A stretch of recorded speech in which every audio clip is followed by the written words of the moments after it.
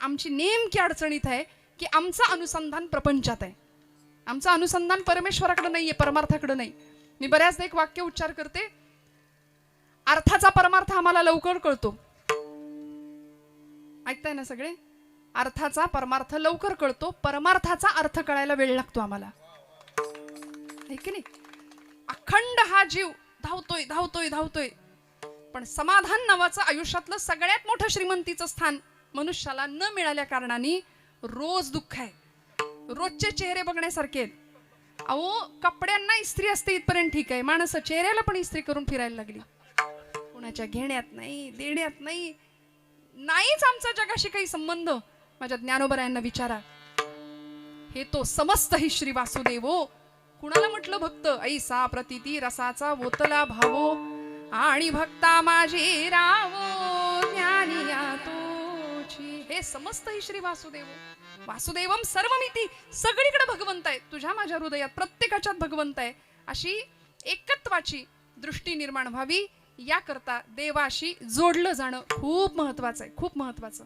मग कसं जुळायचं, कसं जोडलं जायचं? म्हणून म्हटलं आम्ही प्रपंचात फार सुंदर रमतो, प्रपंचाच्या बंधनामध्ये स्वतःला अडकून घेण्यात खूप आनंद वाटतो, पण परमार्थ नाही आवडत. कोई तनदुखी, कोई धनदुखी, कोई मन दुखी, कोई तन दुखी, कोई धन भी न रहत उदास, थोडे थोडे सब दुखी, सुखी कोण आहे? सुखी हरी के दास. मग सुख प्राप्त झालेल्या संतांना विचारावं की सांगा ना, तुमच्या आयुष्यामध्ये इतकी प्रतिकूलता असताना सुद्धा तुमच्याकडे बघितल्यानंतर आम्हाला शांत वाटतं. संत विश्रांतीची विश्रांती, दासबोध. संत तृप्तीची निज तृप्ती, ना तरी भक्तीची फलश्रुती. ते संत विश्रांतीला सुद्धा ज्यांच्या जवळ जावं आणि विश्रांती घ्यावी असं वाटावं, ते संत आहेत. म्हणून जनाबाई आई साहेब पांडुरंगाशी इतक्या सुंदर पद्धतीने जोडल्या गेल्या, इतका हक्क निर्माण झाला. आणि तो हक्क असा होता, त्या हक्काने भांडण सुद्धा करायची इच्छा झाली तरी सुद्धा चालत होतं. आता तुम्ही आम्ही देवाशी भांडू शकतो का? नाही. आपली ती ताकद नाही, आपला तो अधिकार नाही. पण जनाबाईंनी म्हणावं, अरे विट्या, अरे विट्या, मुळ मायेच्या कारट्या. हे जनाबाईंनीच म्हणावं, कारण अधिकार होता. जसा माझा प्रपंच आहे तसा तू आहे आपण म्हणतो, मग आपण लबाड आहे. हा माझा, तो माझा, तो माझा, तसा देवा तू पण माझा, ही लबाडी आहे. पण मेरे तो गिरीधर गोपाल, दुसरा न कोई, हे म्हणायला धाडस लागतं. आणि ते जनाबाईंकडं, मीराबाईंकडं होतं. म्हणून मग भक्तीच्या एका अत्युच्च अवस्थेला पोहोचलेली ही सगळी संत मांदियाळी. जनाबाईंनी काय करावं? पांडुरंग परमात्म्याला हाक मारली की देव यायचा. जनी मांडते दळणा, नाम ओठी घोळते. मस्त जात्यावर बसावं. नामदेवांच्या 14 लोकांचं घरचं, 14 लोकांचं दळण जनाबाईंनी दळावं सकाळी सकाळी पहाटे. पूर्वेच्या देवा तुझे सूर्यदेव नाव, उगवत्या सूर्यनारायणाला नमस्कार करावा आणि पहाटेच्या वेळी जात्यावर दळण दळायला बसावं. परवा माझ्या पुण्यातल्या एका मैत्रिणीने विचारलं, ते मुलगी होती लहान तिची, ती म्हणली, ताई जात्यावर कसं बसायचं असतं? म्हटलं, बाई जात्यावर नसतं बसायचं, त्याच्या शेजारी बसायचं, खुंट्याला हात लावायचा, गोड आवाजात खणखणीत ओवी म्हणायची. ती म्हटली, माझ्याकडं, मला ओवी येते पण माझ्याकडे जातं नाही. म्हटलं, मिक्सरवर म्हण. जात्याचं काम आता मिक्सर करतोय, मिक्सर लावायचा, ओवी ओवी म्हणायला जातच पाहिजे असं काही नियम नाहीये. जातं कुठं तानपुऱ्यासारखं वाजत होतं. बहिणाबाई जात्याला काय म्हणायच्या माहितीये खानदेशातल्या? अरे घरोट घरोट वाण्या बामणाचं जात. त्या म्हणायच्या, ज्याच्यातून येतं पीठ त्याला जातं म्हणू नये म्हणायच्या. अहो पीठ येतं ना, मग जातं कसं? आणि जनाबाई म्हटलं की जातं. जनाबाईंनी किती गोड पांडुरंगाला आळवावं. जनी मांडते दळणा, नाम ओठी घोळते, भारी जड हे जाते तुझे या विना. आणि पांडुरंग यायचा. पांडुरंगा सख्या येणारे बाबा म्हणून हाक मारावी. आमचा प्रपंच, आमच्या हातात काम असतं, पण काम करता करता इथं केल्याची किंमत नाही, खाल्ल्याची किंमत नाही, एकदा गिळा हे आमचं असतं बरं का. बरोबर ना? तुम्ही म्हणाल, ताई महिला असून महिलांचीच टिंगल करता, चेष्टा करता, असं नाहीये. पण बऱ्याचदा आमच्या महिला वर्गावर एक ठपका असतो, 4 बायका एकत्र जमल्या की सगळ्या तळवड्याचं वर्तमानपत्र तिथं जमतं, तिथं मिळतं. याचं काय झालं, त्याचं काय झालं, नाही का, ती तशीच तुला म्हणून सांगते, कुणाला सांगू नको असं म्हणून सगळ्या गावभर सांगतो. मग आम्ही चर्चा बदलूया आमच्या. आज माऊलींच्या किती ओव्या वाचल्या, आज तुकोबारांचे किती अभंग केले, आज हरिपाठ झाला का ग तुझा, असं म्हणू शकतो आपण. जनाबाईंचा काय अधिकार होता, पांडुरंग परमात्म्याने यावं, जने आलो हाक तुझी येता कानी, झोपा उडाली गाबाई, कागदळतेस एकली माझी आविना. सखे आलास करे, दोघांनी दळण दळावं. जात पांडुरंगा आलास ना, हात तुझा लागला रे, जात झालं हलक हलक, दारी आलं अमृत पीक तुझी आदिठीन. भगवंत म्हणतात, जने अगं माझ्याकडे येणारे सगळे व्यापारी आहेत, मी सुद्धा तसा एकटाच आहे ग, मलाही भूक लागली. कुठली भूक हो देवाला, भूक कुठली लागली, थोर प्रेमाचा भुकेला, हाची दुष्काळ तयाला.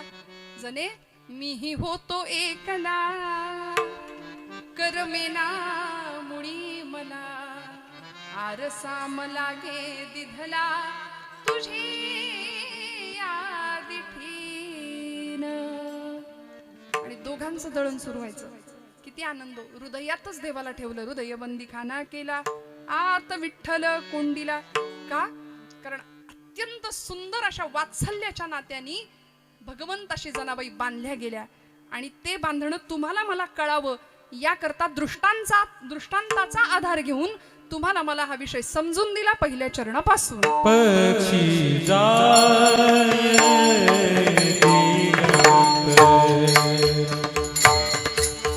पक्षी जाय दिगंतरा, पक्षी जाय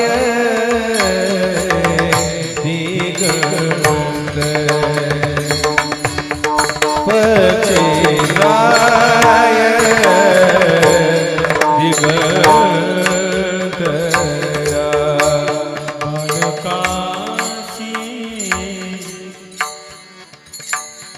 बाळकाशी आणि चारा, हे बाळकाशी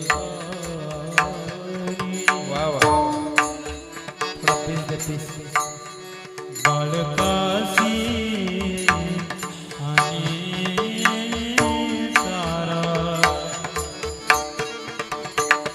बाळकाशी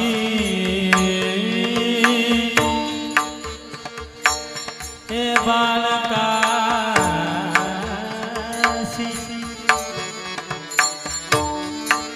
बाळकाशी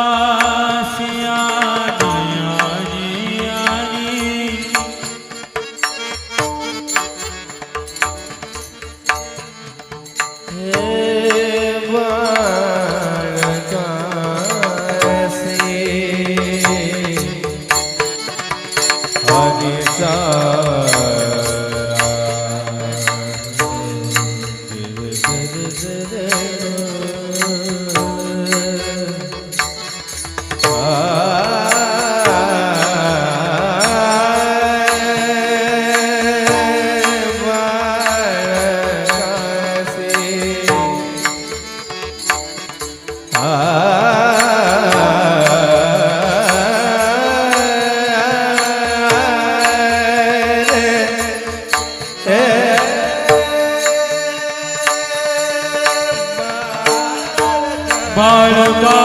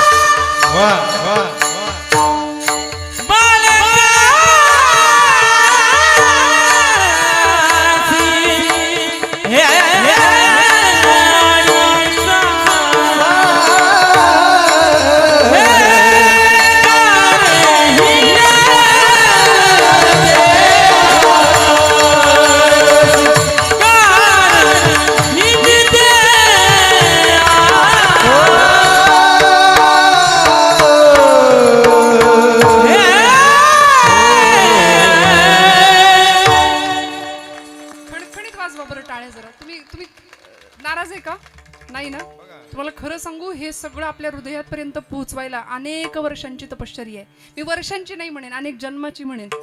कारण देवाचं नाम मुखात यायला सहस्त्र जन्माची पुण्याही लागते. पूर्वजन्माचं काहीतरी संचित घेऊन आपण सगळे इथे येतो. आणि कलाकाराच्या माध्यमातून बाहेर आलेली कुठलीही कला ही इतकी स्वस्त सहज नसते बरं का. कितीतरी वर्ष त्याला प्रचंड मोठ्या मेहनतीने तपश्चर्येने तयार करावी लागते. त्यामुळे जेव्हा टाळ्या वाजवा असं मी म्हटलं की खणखणीत वाजवा भाऊ, वाजवावी टाळी, दाद द्यावी मनापासून. आणि दुसऱ्याचं कौतुक करायला अंतःकरण मोठं लागतं. आहे की नाही तळवाडे ग्रामस्थांचं. मग खणखणीत टाळी वाजवा. माझा महिला वर्ग बऱ्याचदा आम्ही संकोच करतो खूप, बरोबर आहे ना. तुकोबरायांचा अभंग आहे, संकोचो निकाय झाला असे लहान करी आपोषण ब्रह्मांडाचे. म्हणून जनाबाई आई साहेबांचा अभंग का घ्यावा असं वाटला हो, काय अधिकार होता. त्यामुळे संकोच नाही, परमार्थात तर अजिबातच नाही, अजिबात नाही. पक्षी जाय दिगंतरा बाळकासी आणि चारा घार हिंडते आकाशी झाप घाली पिलापाशी. पक्षाचा दृष्टांत दिला, आकाशात संचार करणारा, मुक्त संचार करणारा पक्षी. घारीचा दृष्टांत दिला, एका वानराचा दृष्टांत दिला आणि आईचा दृष्टांत दिला. 4 दृष्टांत दिले तुकोबरायांनी, जनाबाई महाराजांनी, की आपला हा विषय आपल्याला समजावून सांगायला. का बरं दृष्टांत दिलं. दृष्टांताच्या माध्यमातून सिद्धांत पक्का होतो, हे शास्त्र. अलीकडे आमचं असं झालंय, आमचा सिद्धांताशी काही घेणं देणं नाही, आम्हाला दृष्टांत पाहिजेत. 2 तास भरपूर मनोरंजन झालं, भरपूर विनोद कथा मिळाल्या की आम्ही. पण कीर्तनामध्ये सिद्धांत महत्वाचा, दृष्टांताचं त्याला प्रयोजन आहे. फक्त सिद्धांत पक्का व्हावा याकरता दृष्टांत आहे. आणि या अभंगामध्ये जनाबाईंनी दृष्टांताची रेलचेल केली. 4 दृष्टांत पाठोपाठ दिले. पक्षी जाय दिगंतरा, एखादी पक्षिणी असते, आपल्या पिलांना चारा भरवते, दुरून कुठून तरी धान्याचा कण आणते आणि त्या पिल्लाच्या चोचीत भरवते. ज्ञानोबर आहे, निसर्गातला हा चमत्कार आपल्या लेखणीत ज्ञानेश्वरीत आम्हाला सांगतात. मग तीही जे जे करावे ते मजची पडले आघवे, जैसे अजात पक्षाचे जीवे पक्षिणी जीवे. खूप सुंदर दृष्टांत दिली. आपुली तहान भूक नेणे तान्हया निकेते माऊली सची करणे, तैसे अनुसरले जे मज प्राणे त्यांचे सर्व ही मी करी. लणे याची या बालका किरीटी गवसणी करुनी स्नेहाची दिठी, आणि खेळता पाठोपाठी माऊली धावे.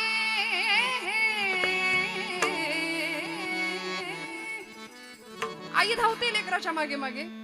पक्षिणी पिलाला घास भरवण्याकरता जीव तडफडवते, कारण ते पिल्लू असतं, नुकतंच पंख फुटलेत, त्याला अजून पंख फुटायचे, डोळे उघडायचे, नुकतंच जन्माला आले. मग काय सुंदर सांगितलं. पक्षी जाय दिगंतरा, आकाशात संचार करतो ती पक्षिणी, पण आपल्या पिलाकडे तिचं लक्ष असतं आणि ती पिलासाठी चारा घेऊन येते, दाणा घेऊन येते. मला सांगा ना, निसर्गातला हा चमत्कार ज्यावेळी माऊली आम्हाला सांगतात, जनाबाई आईसाहेब आम्हाला सांगतात, त्यावेळी किती सुंदर दृष्टी असेल त्यांची.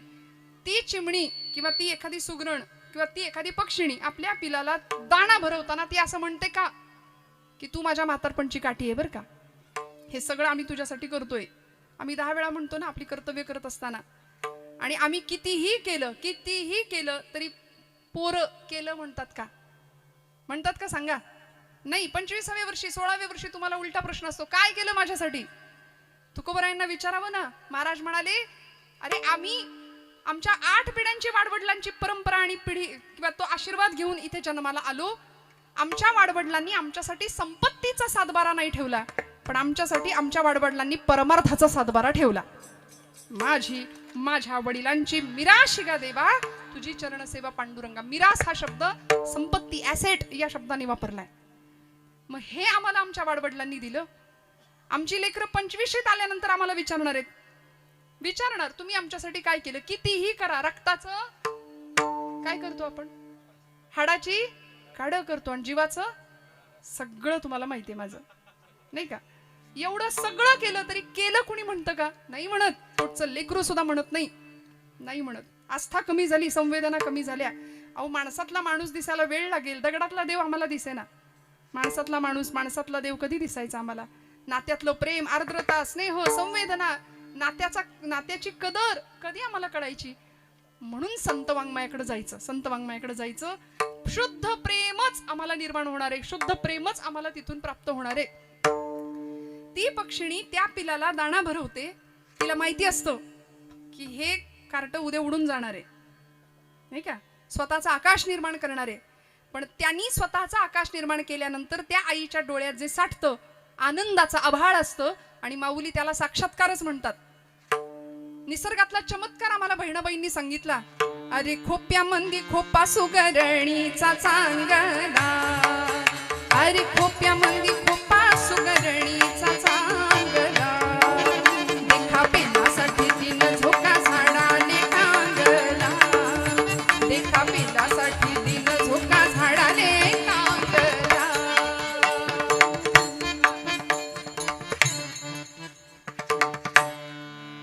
खोपा इनला इनला, खोपा इनला इनला, जसा झुलला बंगला. काय वर्णन आहे! खानदेशातले कवयित्री बहिणाबाई, अत्यंत सुंदर काव्य. काय करते ती सुगरण?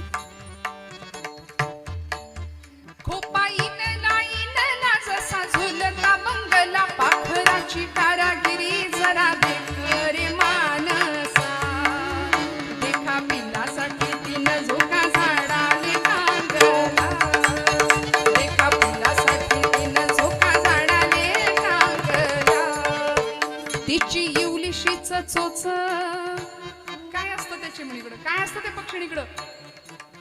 समाज माणसाला किती सुंदर प्रश्न विचारला बहिणाबाईंनी. ऐका, आज आम्हाला सगळं मिळतं, सगळं प्राप्त होतं, ते बॅकग्राऊंड म्युझिक.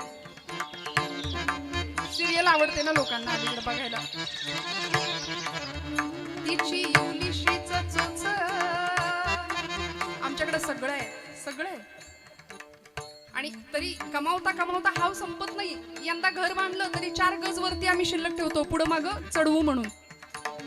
गुंठ्यावर थांबत नाही, एकर वाढायचे असतात आम्हाला. पहिला पै गाठी मारून सगळं सेव्हिंग तिकडं वाढ झाली पाहिजे. पण अध्यात्म वाढावं असं फार कमी जणांना वाटतं. काय म्हणाल्या? तिची इवलिशीच चोच, तिची इवलिशीच चोच, तेच दात तेच ओठ. माणसा, काय सुंदर प्रश्न विचारला. तिची इवलिशीच चोच, तेच दात तेच ओठ. तुला दिलं रे देवानी 2 हात 10 बोट. अरे खोप्या मंदी खोपा सुगरणीचा चांगला, देखा पिलासाठी तिनं झोका झाडाले कांगला. आईची काही अपेक्षा नाही लेकराकडून, बरं का, काही अपेक्षा नाही. जनाबाई सांगतात, ती आई, ती पक्षिणी जशी आपल्या लेकरासाठी फक्त चारा आणून देते, आणून देते. आम्ही म्हणतो ना, आमच्या लेकरांना सगळं मिळालं पाहिजे जे आम्हाला नाही मिळालं ते. आमच्या काळात आम्ही अनेक प्रतिकूलता झेलल्या. आम्हाला कधी एवढ्या लहान वयात बाईक मिळाली नाही, पण माझ्या लेकराला मिळाली पाहिजे म्हणून पोटाला चिमटा घालून एखादा बाप आपल्या लेकरासाठी अल्प वयातच त्याला बाईक घेऊन देईल, त्याला मोबाईल घेऊन देईल. सगळी सुख आम्ही त्यांच्या पायाशी देतो. पण खरं काय द्यायचं असतो? तो स्नेह जर जुळायचा असेल ना, स्वामी विवेकानंदांनी आपल्या वडिलांना विचारलं होतं, आईला विचारलं होतं, तुम्ही माझ्यासाठी काय केलं सांगा. त्यावेळी भुवनेश्वरी माता आईचं नाव होतं. सांगितलं, नरेंद्रा, आम्ही तुझ्यासाठी काय केलं या प्रश्नाचं उत्तर जर मिळायचं असेल ना, तर आपल्या घरात मोठा आरसा आहे कपाटाचा, त्याच्या समोर जाऊन उभा राहा, तुला प्रश्नाचं उत्तर मिळेल, आम्ही तुझ्यासाठी काय केलंय. नरेंद्र 16 वर्षाचं वय होतं विवेकानंदांचं. आरशासमोर जाऊन उभे राहिले, डोळ्यातनं टचकन पाणी आलं आणि म्हणाले, मिळालं मला उत्तर. कारण एवढा प्रचंड सशक्त बलदंड देह, आरोग्य संपन्न शरीरयष्टी, देखणं रूप, स्वतःच्या कर्तृत्व शक्तीवर पूर्ण विश्वास, यापेक्षा आई वडिलांनी काय ठेवायचं असतं मागे सांगा. आज आम्ही सगळं करून ठेवतो, सगळं, आणि कशाचीच किंमत राहत नाही. मग कशाची किंमत राहत नाही? मग ही सगळी किंमत राहावी, तो बंध नात्याचा स्नेह अधिक जुळून यावा, याकरता या उदाहरणांकडे आम्हाला बघावं लागेल. आणि भगवंताशी सुद्धा आम्ही असंच जुळलं जावं, ही अपेक्षा जनाबाई महाराजांची आहे. म्हणून हा दृष्टांत दिला. पक्षी जाय दिगंतरा, बाळ कासी आणि चारा, हार हिंडते आकाशी. आईचं बाळावरती किती प्रेम असावं, किती प्रेम असावं, काय अपेक्षा काय आहे सांगा ना. बरं ती कलियुगात म्हणजे आत्ताची आई असू दे नाही तर पुराण काळातली आई असू दे, 350 वर्षापूर्वी 400 वर्षापूर्वी एक आई पाहिली महाराष्ट्राने. गडाचे सगळे दरवाजे बंद झालेले असताना आपलं लेकरू पाळण्यात झोपलंय आणि मला कुठल्याही परिस्थितीमध्ये त्या बाळापर्यंत पोहोचायचे. हा एक हृदयामधला धागा होता, प्रेमाचा, स्नेहाचा. कशाची पर्वा नाही केली. रात्रीच्या अंधकारात गडाचा दरवाजा बंद झाल्यानंतर सुद्धा पश्चिम कडा उतरते आणि बाळापर्यंत जाऊन पोहोचते. हिरकणी तिचं नाव. छत्रपती शिवाजी महाराज तिचं मातृत्व पाहतात आणि त्या गडालाच, त्या कड्यालाच हिरकणी कडा नाव देऊन देतात. त्या बुरुजाला हिरकणी बुरुज नाव देतात. हा इतिहास आहे या भूमीचा. एखादी आई, श्यामची आई या भूमीत जन्माला येते. आता श्यामच्या आईचं पुस्तक आणि त्या पुस्तकाचं मुखपृष्ठ सुद्धा बघायला मिळत नाही. म्हणून मी माझ्या भावंडांना नेहमी सांगते, वाचा काहीतरी जरा. परवा एक जण म्हणाला, ताई वाचतो आम्ही व्हॉट्सअपवरचे मेसेज. ते पण एक विद्यापीठ आहे सध्या व्हॉट्सअप नावाचं. पण पुस्तक हातात घेणं आणि ते वाचणं, त्यामध्ये साने गुरुजींचं पुस्तक आहे श्यामची आई. काय सांगते होती साने गुरुजी म्हणतात, आंघोळ करून मोरीतनं स्नानगृहातनं ज्यावेळी बाहेर यायचो त्यावेळी आईला सांगितलं, आई माझ्या पायाला माती लागेल, तुझा पदर पसर, मी त्याच्यावर पाय देतो आणि मग घरात जातो. आईनं बाळाचं तेवढं ऐकावं आणि आईनं सांगावं, लेकरा पायाला घाण लागू नये म्हणून जपतोस ना, तशी आयुष्यभर मनाला घाण लागू नये म्हणून जप माझ्या राजा. खूप मोठं मुलाच्या बाबतीमध्ये दिव्य स्वप्न बघणाऱ्या माता या देशामध्ये, या भूमीमध्ये होऊन गेल्यात. परमेश्वराशी सानिध्य करायचं असेल तर आम्हाला भगवंताशी कुठल्या नात्याने जोडलं गेलं पाहिजे. भक्ताचं आणि भगवंताचं नातं अतूट असलं पाहिजे. आणि ते कशा पद्धतीचं, मग भगवंत किती सांभाळ करतो आपला. लळे याची या बालका किरीटी. आई आपल्या लेकराकडं असं अतिशय सुंदर पद्धतीने लक्ष ठेवते. 1.5-2 वर्षाचं बाळ असतं बघा, चालत असतं, नुसतं चालत असतं, अजून त्याचे पाय जमिनीवर स्थिर होत नाहीत, ते धडपडतं, ठेचकाळतं, त्याला खरचटतं, त्याला लागतं. मग त्याला लागू नये म्हणून एखादी लेकरूवाळी बघा आई काय करते, डोळ्यात तेल घालून त्याच्याकडे लक्ष ठेवते. कशाचं भान नसतं तिला. ती आई जशी त्या बाळाचा सांभाळ करते तसं भगवद्गीतेमध्ये भगवंत म्हणतात, ज्ञानेश्वरीत माझी ज्ञानोबाराई माऊली सांगते, मी माझ्या बाळाचा सांभाळ करतो. म्हणजे हे देवानी दिलेलं आश्वासन आहे. का आई आणि लेकराचंच नातं, का आई आणि मुलाचंच उदाहरण प्रत्येक वेळी द्यावंसं वाटलं. लेकुराचे हित वाहे माऊलीचे चित्त, ऐसी कळवळ्याची जाती करीला भाविण प्रीती. कुठल्याही पद्धतीचा वैयक्तिक स्वार्थ न ठेवता माता जीव ओवाळून टाकते आपल्या लेकरावरती, जीव ओवाळून. म्हणून तिचे ऋण कधी फेडता येत नाही, हे सगळं आपल्याला माहिती आहे. मी नव्याने सांगते, अशातला भाग नाहीये. पण या जगामध्ये जर प्रगती कोणी केली असेल, जगामध्ये नाव जर कुणी कमावलं असेल ना, तर ते आई वेड्या महापुरुषांनी. ज्यांनी आईवर प्रेम केलं ती माणसं मोठी झाली. ज्यांनी मातेची महती समजून घेतली ती माणसं मोठी झाली या जगाच्या पाठीवरती, बरं का. त्यामुळं मग आकाशात हिंडणाऱ्या घारीचा दृष्टांत देतात अभंगाच्या 2ऱ्या चरणामध्ये. घर हिंडते आकाशी,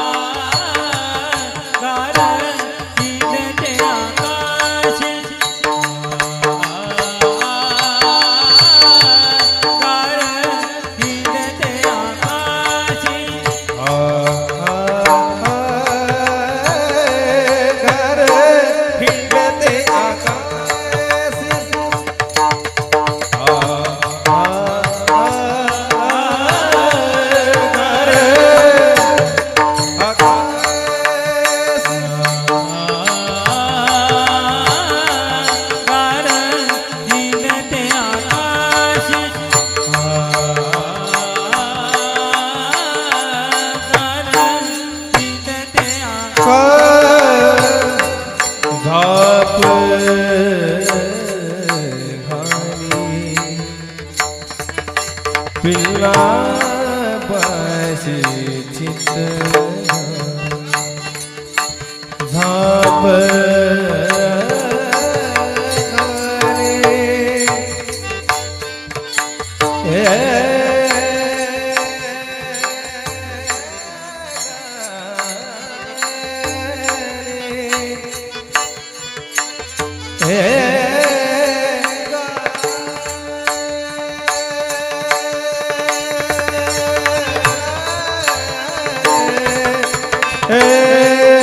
झाप घाले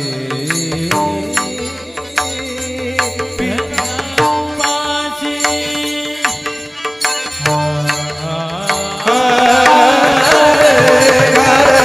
हिंडते आकाशी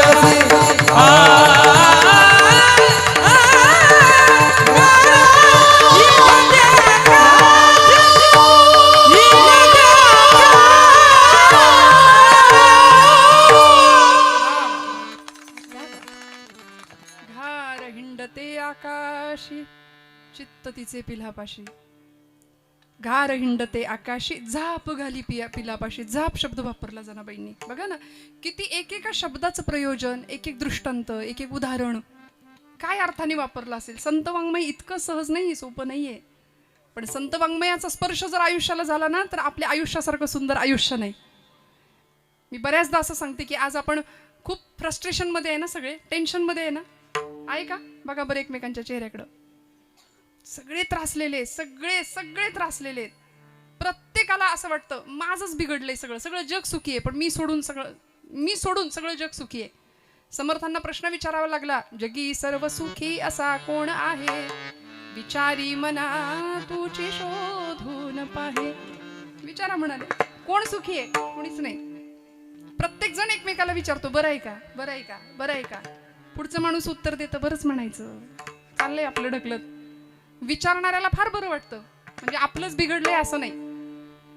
सगळ्यांचं बिघडलेलं आहे, सगळे सध्या दुःखी आहेत, त्रस्त आहेत, संत्रस्त आहेत. आणि मग वर्कशॉप, आजची नवीन पिढी, ऑनलाईन माध्यम. मी परवाही म्हणाले की प्रत्येकाच्या हातात मोबाईल आहे, स्क्रोलिंग चालू आहे दिवस रात्र. परवा कुठेतरी ऐकलं, म्हणले आमच्या तरुण मंडळींचा मोबाईल सकाळी चार्जिंगला लागतो. विठ्ठल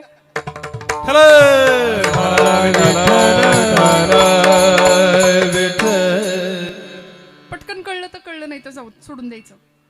काही माणसं लाखात एक असतात, काहींकडे लाखो असतात. काही माणसं काहींकडे लाखो असतात, काहींकडे लाखो असतात, कारण काही माणसं लाखात एक असतात.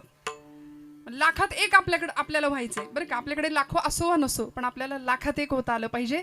देवाचं आवडतं होता आलं पाहिजे. आणि देवाची कृपा छत्रछाया जर आपल्यावर असेल ना, तर जगात कुणीच आपलं काही वाकडं करू शकत नाही.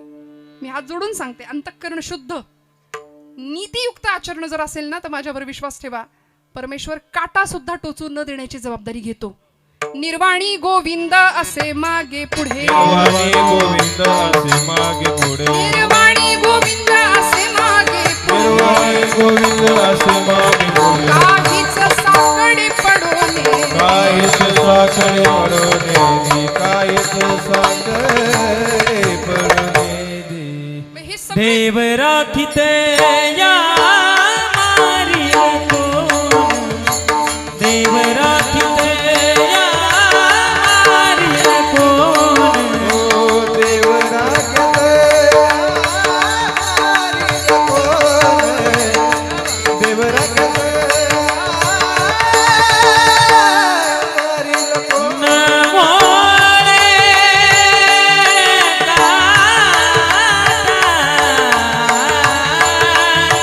इंदिदा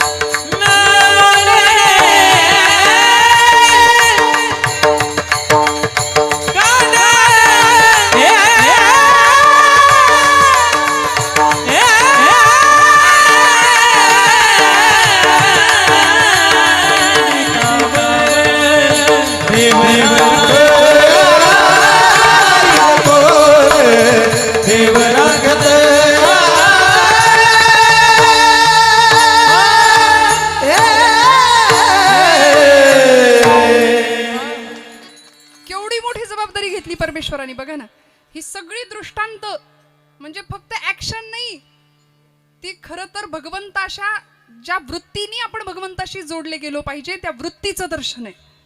ह्या नुसत्या कृती नाहीयेत. घारीचं उदाहरण, एखाद्या पक्षिणीचं उदाहरण, एखाद्या माकडीणीचं उदाहरण दिलंय, आईचं उदाहरण दिलंय. ही फक्त उदाहरणं नाहीत, ह्या वृत्ती आहेत. वृत्ती, या वृत्तीने आपण भगवंताशी बांधलं गेलं पाहिजे. ही कृती नाहीये फक्त. आणि देव आम्हाला आश्वासन देतोय, एखादी आई जसं लेकराला सांभाळते तसं मी तुम्हाला सांभाळणार आहे. मग हे देवाचं आश्वासन आहे. आता इथं शंका नको.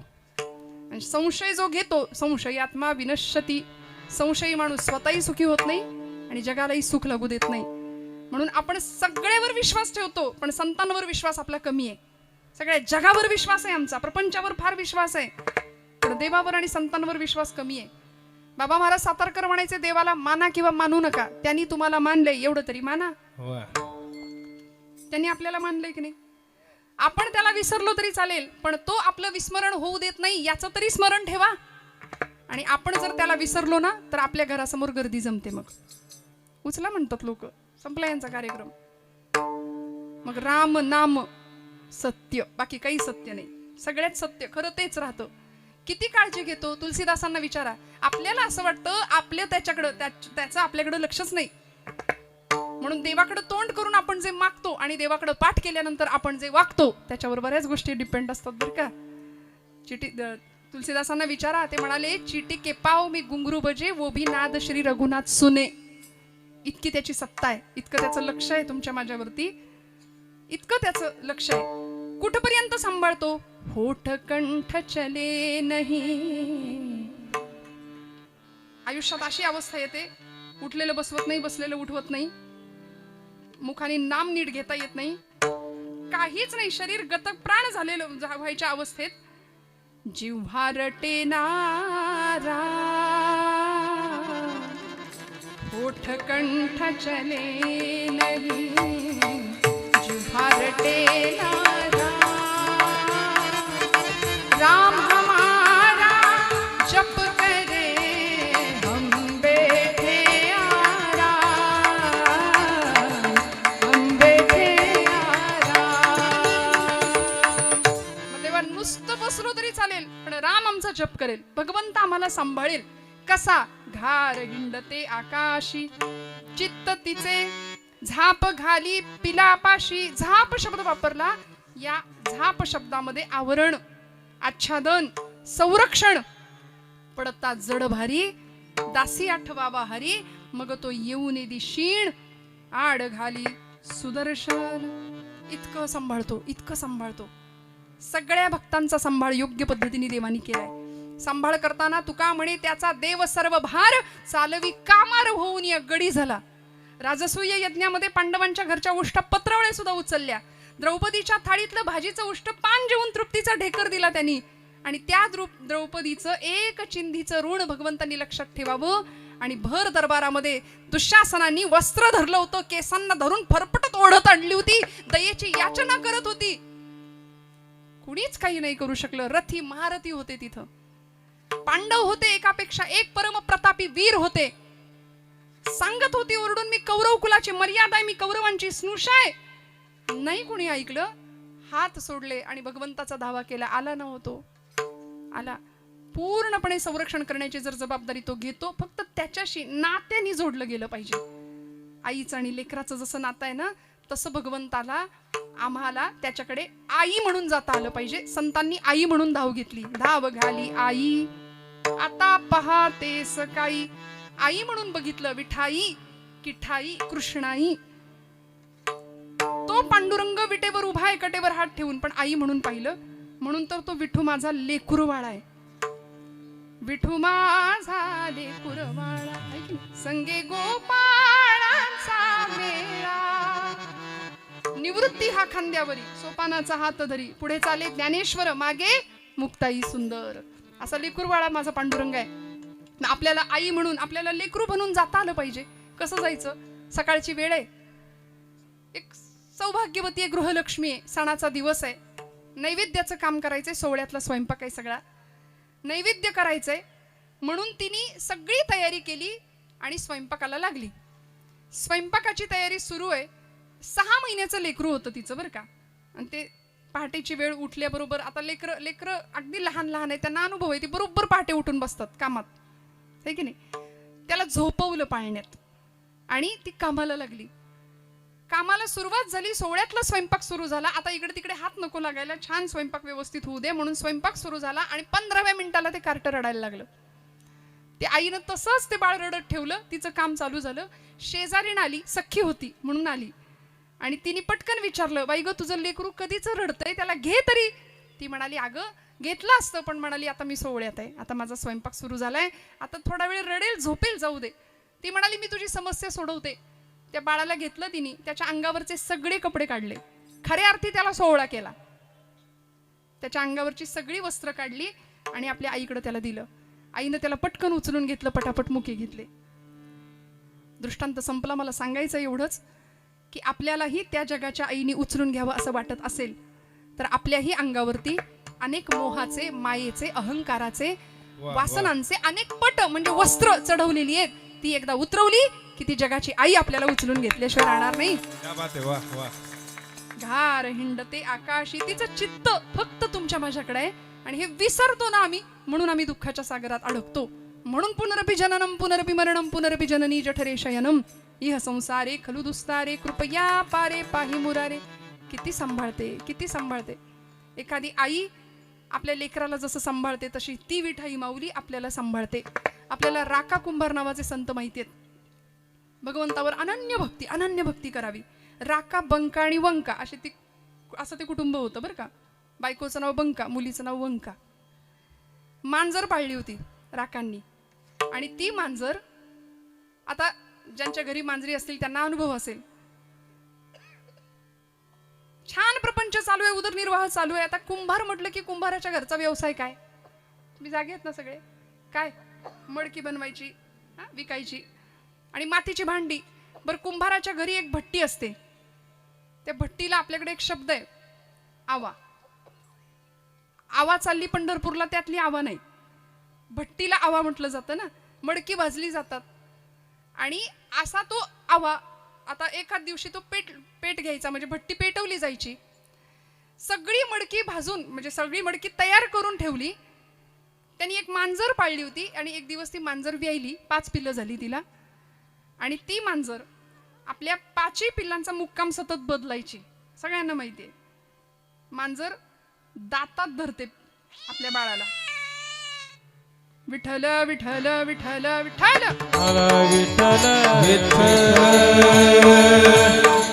माझा दृष्टांत हृदयात पोहोचू दे, इथं विनोद नाही मला अजिबात करायचा. विठ्ठल विठ्ठल.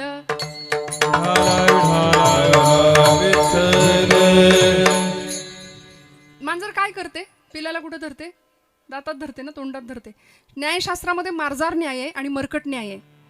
मांजर आपल्या पिलाला धरते आणि माकडाच्या बाबतीमध्ये पिलू माकडाला धरतं, आईला धरत असतं. आईने त्याला धरलेलं नसतं, पण आईची झेप केवढी मोठी असू दे पण ती जबाबदारी घेते, त्याला पडू नाही देणार.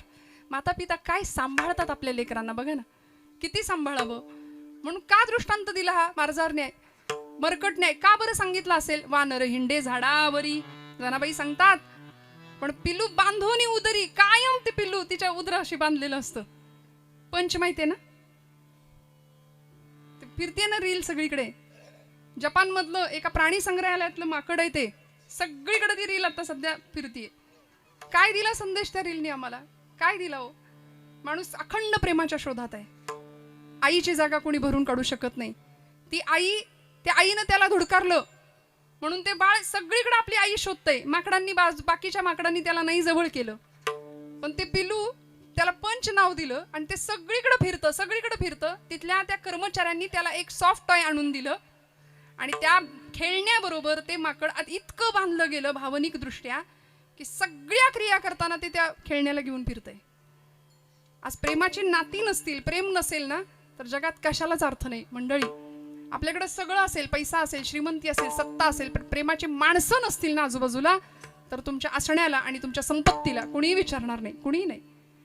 आपल्याला खडसावणारं, आपल्या पाठीवर हात टाकणारं कौतुकाची, प्रेमानी मायेनी कुरवाळणारं, आपलं कौतुक करणारं, प्रसंगी जाब विचारणारं कोणीतरी आपल्याला पाहिजे. प्रेमाची माणसं जपणं फार गरजेचं आहे, फार. आणि आम्ही काय करतो माहितीये का, या बुद्धीमध्ये, या मेंदूमध्ये इतका कचरा भरून ठेवलाय सध्या. याची आडवीन, त्याची जिरवीन, तुला बघून घेईन, एवढंच आहे सगळं प्रचंड. बरं, याच्यासाठी दिली का हो बुद्धी? ज्ञानोबरायांना विचारा ना, बुद्धी कुठं नेते आम्हाला? बुद्धीचे वैभव अन्य नाही तुझे एका केशवराजे सकळ सिद्धी एका केशवराजे सकळ सिद्धी एका केशवराजे सकळ सिद्धी बुद्धीचे वैभव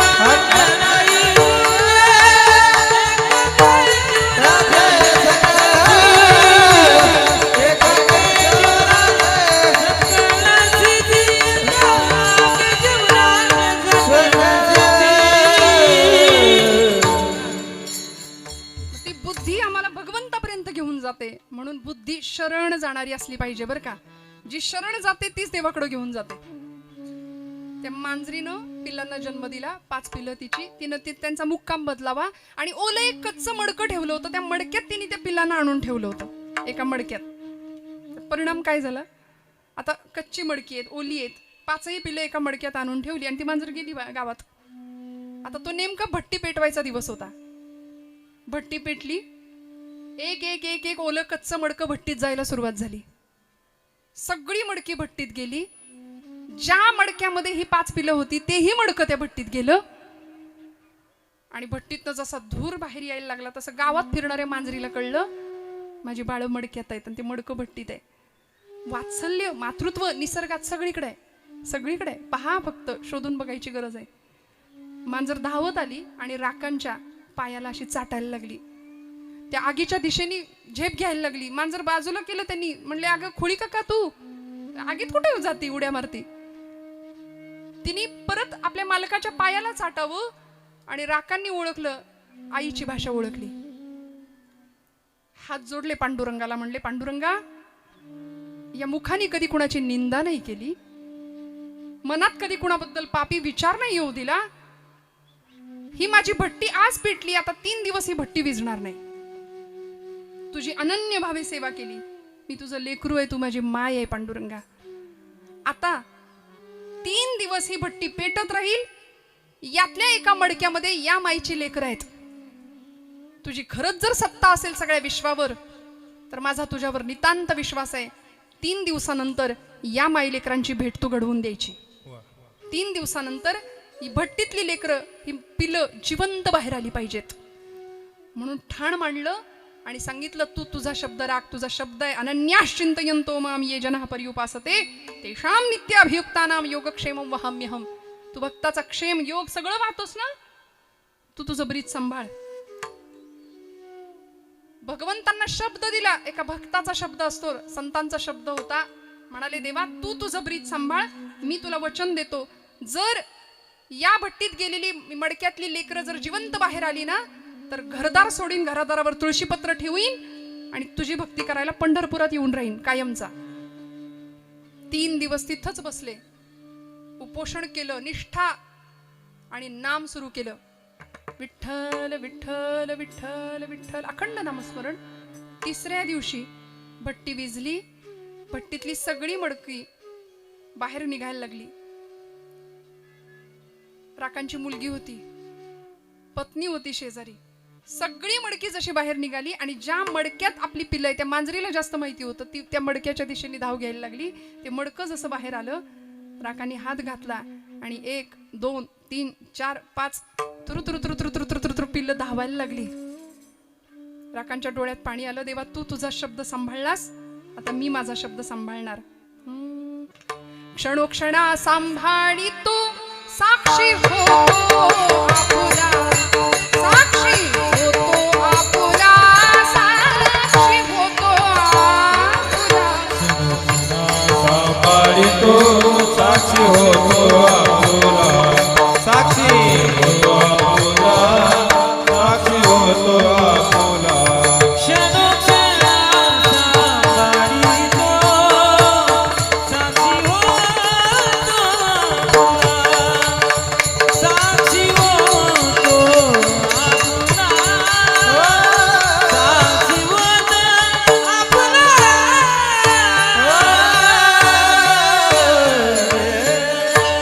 भगवंत अखंड सांभाळतो. तो साक्षी भावाने आपल्याकडे पाहतोय, फक्त आपलं त्याच्याकडे लक्ष नाही. हा विषय वेगळा आहे. आपण आई म्हणून किंवा लेकरू म्हणून त्याच्याकडे धाव घेत नाही. माझ्या तुकोबरायांनी सांगितलं, जसा पाण्याशिवाय मासा तळमळतो तसा मी तुझ्याशिवाय तळमळतोय.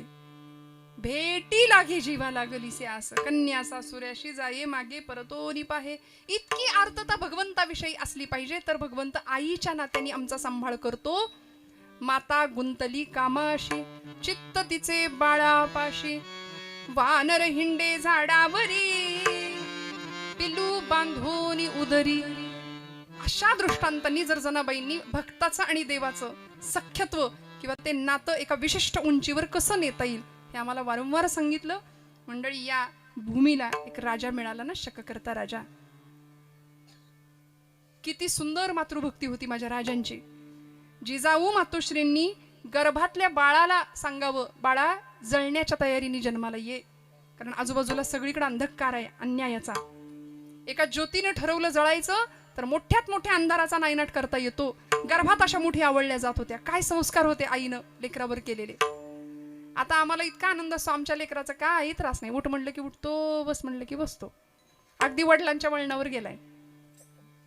नाही कळलं, जाऊ दे. सकाळी एकदा त्याला जागेवर बसवलं तर दुसऱ्या दिवशी जरी बघितलं तरी ते कार्ट तिथंच सापडेल. उसको हिंदी में गोबर गणेश कहते, जहा बिठाओ वही बैठे. पोरगा असं पराक्रमी पाहिजे ना घरात जन्माला येणार. पुत्र बाबा आईसा गुंडा, ज्याचा तिन्ही लोकी झेंडा. मग आईचं कौतुक आजींचं कौतुक का करायचं. अशी सुपुत्र संतती जन्माला घातली, उत्तम संस्कार पेरले त्या कुटुंबामध्ये, त्या मुलांमध्ये, की आता ही मुलं देशाच्या धर्माच्या देवाच्या कामासाठी येत आहेत. दादांचं सांगितलं ना मला की प्रत्येकासाठी तयार आहे. एखादा रुग्ण असू दे, एखादा गरजू असू दे.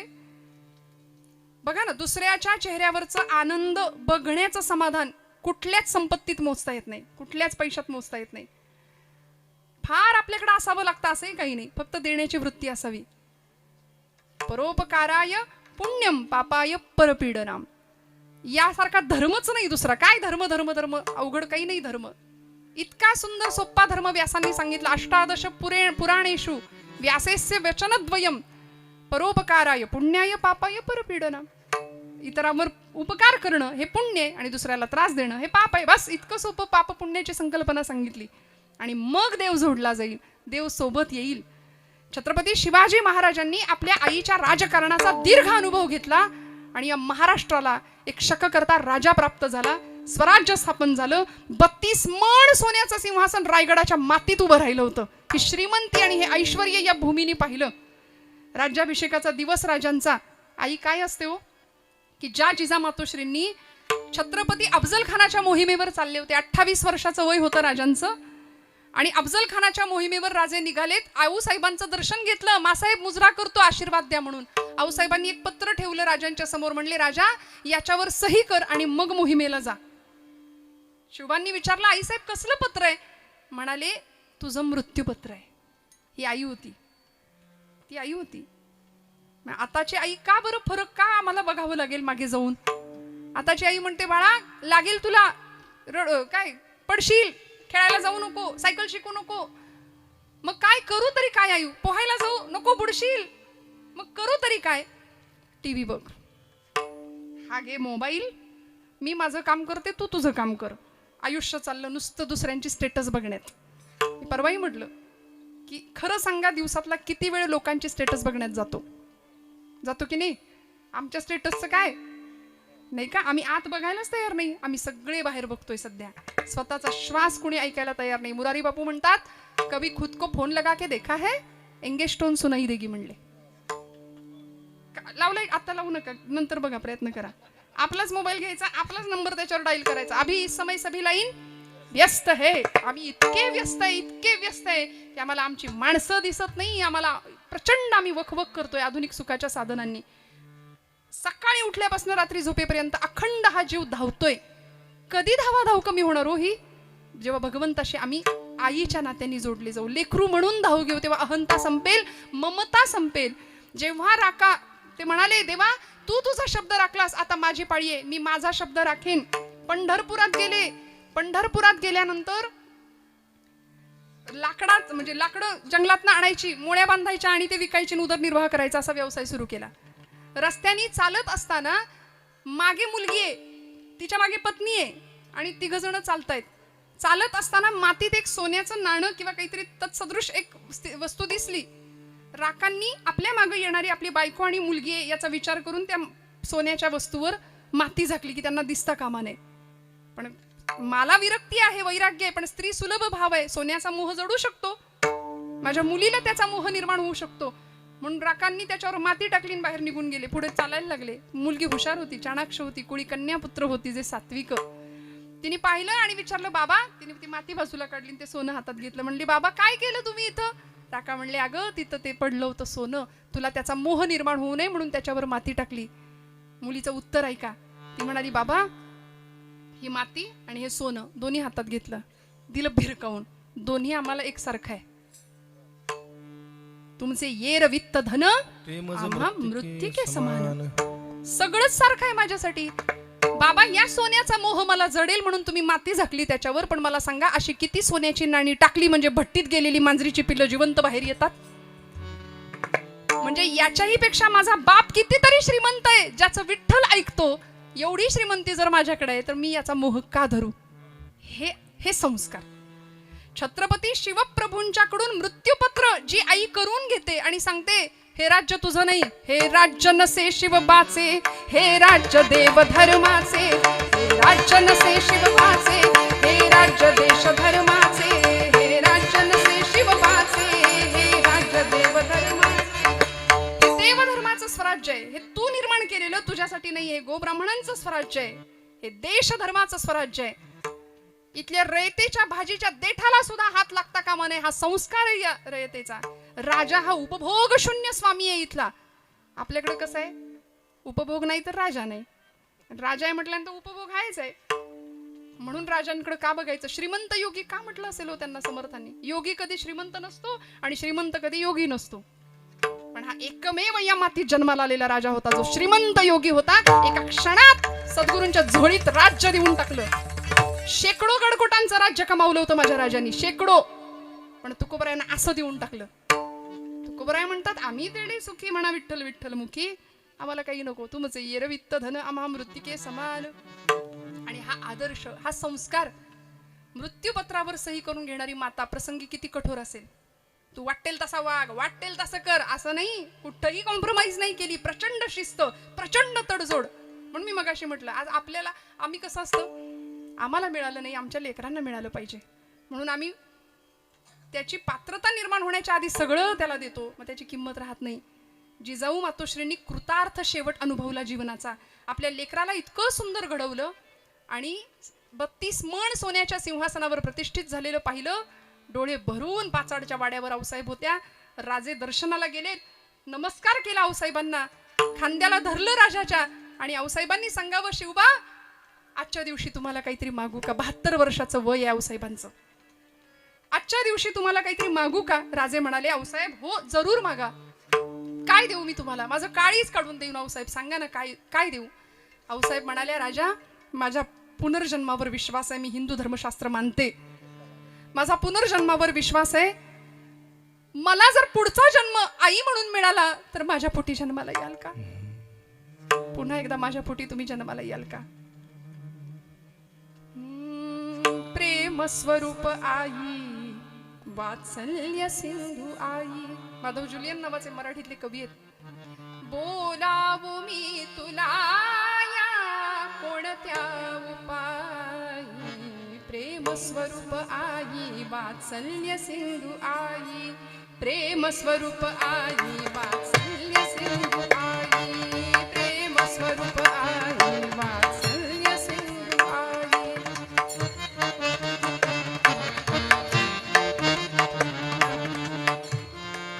वक्षी तुझ्या परी हे केव्हा स्थिरेल डोके, घेईल शांत वाया हृत्स्पंद मंद झोके. घे जन्म तू फिरोनी येईन मी पोटी, घे जन्म तू फिरोनी येईन मी पोटी. खोटी ठरोन देवा ही आस एक मोठी, प्रेम स्वरूप आई वात्सल्य सिंधू आई. म्हणून प्रत्येकाने आपल्या आईच्या साठी, वडिलांच्या साठी थोडा वेळ देणं, तुमच्या माझ्या धकाधकीच्या आयुष्यातनं माता पित्यांचा सन्मान करणं हे खूप महत्वाचं आहे. कैलास महाराज तुमचं गाणं ऐकायचं इथल्या मंडळींना. आज गायाळ पक्षिणी म्हणा.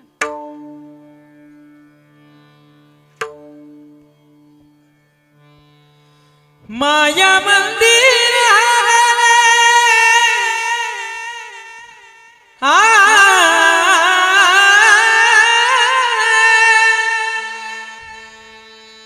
माया मंदिर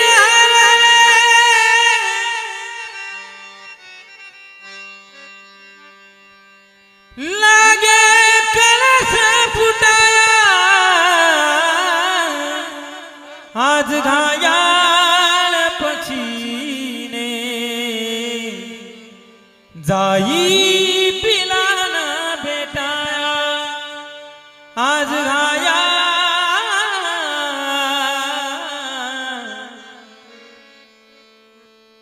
आज घायाळ पक्षीने जाई पिलाना भेटाया.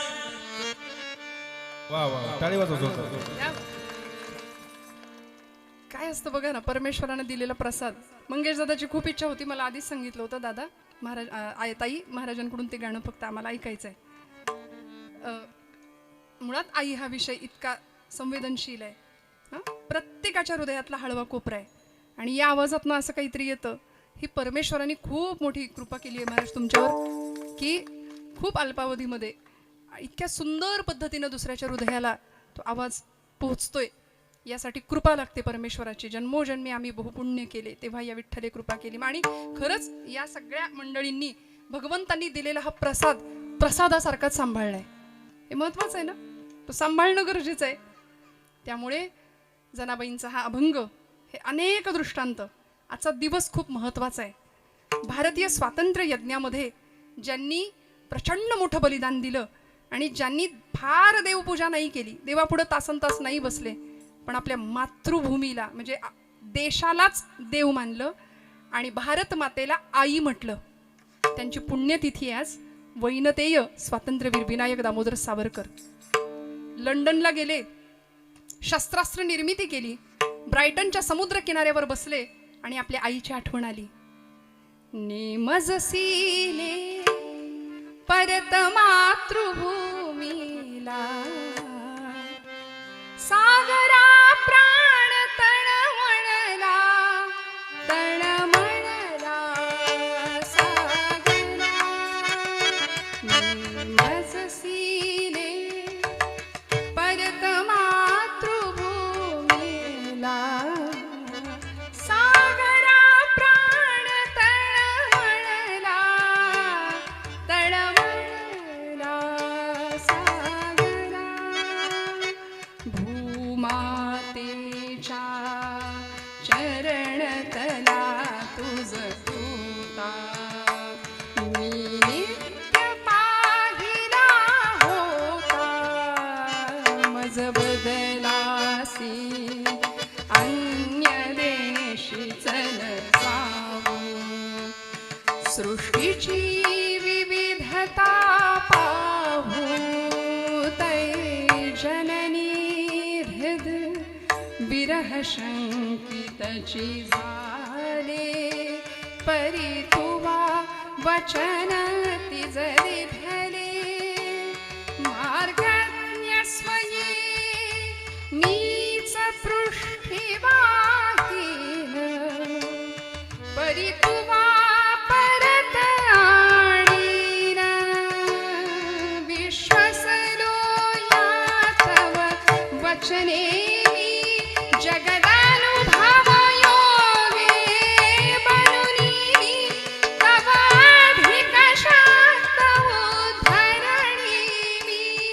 येईन थरे कथुनी सोडिले तिजला सागरा प्राण तळमळला तळमळला सागरा सागरा सागरा. भारत माता की विठोबा रखुमाई विठोबार कुमाई विठोबार विठोबार कुमाई कुमाई विठोबार कुमाई विठोबार विठोबार कुमाई विठोबार कुमाई हे विठोबा विठोबार कुमाई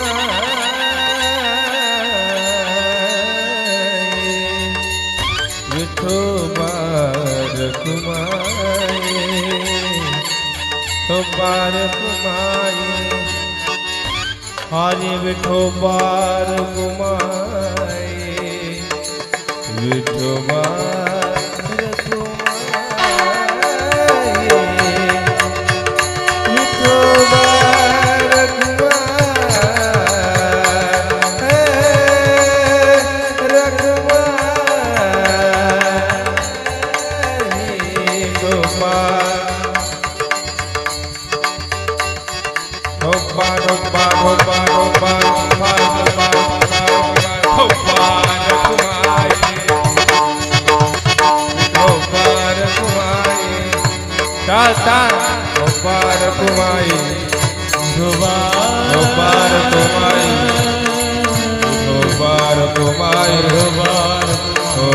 कुमार कुमाई गोपार कुमाई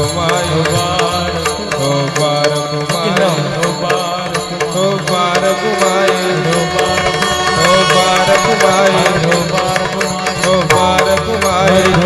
कुमाई गोपार कुमाई गोपार कुमाई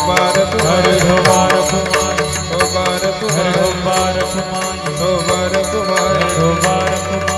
गोपार कुमाई गोपार कुमाई गोपार कुमाई गोपार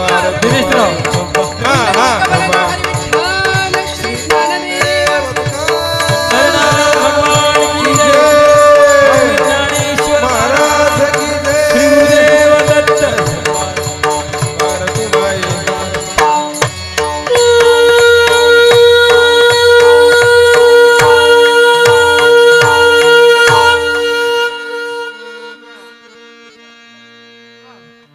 पक्षी जाय दिगंतरा बाळकासी आणि चारा घार हिंडते आकाशी झाप घाली पिलापाशी.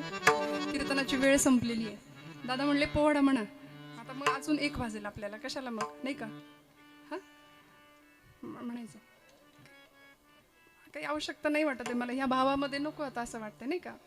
आहे की नाही. गोड जनाबाईंचा अभंग आपण छान चिंतन करण्याचा प्रयत्न केलाय.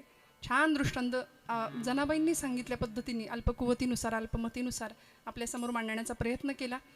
जाऊ दे ना सगळंच एका कीर्तनात कशाला. परत विठ्ठल विठ्ठल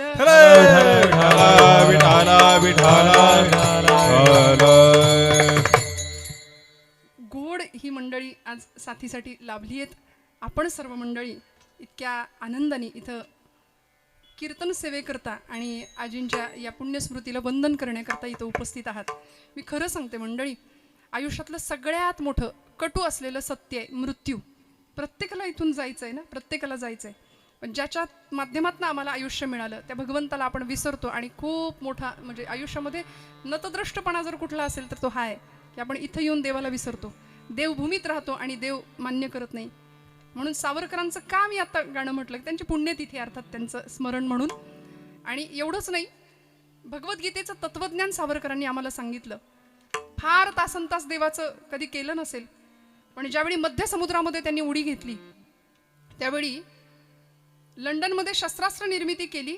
भारतामध्ये जहाजातनं बसून त्यांना आणलं गेलं. जहाजात भारतात खटला चालला गेला. भारतामध्ये इंग्रजांनी त्यांना शिक्षा सुनावली 50 वर्ष अंदमानची काळ्या कोठडी. 25व्या वर्षी शिक्षा झाली आणि म्हणाले आता 80व्या वर्षी तुमच्या वयाच्या 80व्या वर्षी तुम्हाला सोडू बरं का. तेव्हा सावरकर ठासून त्या जजला त्यांनी विचारलं होतं की are you sure that Britishers will rule India up to 1960. म्हणजे 1960 सालाला तुम्हाला सोडू आम्ही, तोपर्यंत तुम्ही तिकडे राहा काळ्या कोठडीत. सावरकर म्हणाले तुम्हाला याची खात्री आहे का की तुम्ही आमच्या देशात 1960 सालापर्यंत राहाल. तुम्हाला खात्री आहे. आणि 1947ला इंग्रजांना जावं लागलं. प्रत्येक क्रांतिकारकांनी प्रत्येक वीरांनी दिलेलं इथलं बलिदान अजिबात वाया नाही गेलं. सावरकरांनी जहाजातनं उडी टाकली होती. इंग्रजांच्या बंदुका होत्या मागे रोखलेल्या, पण ती उडी टाकल्यानंतर तिकडे अर्थात ते पकडले गेले, कैद झाली, खटला चालला, सगळं झालं.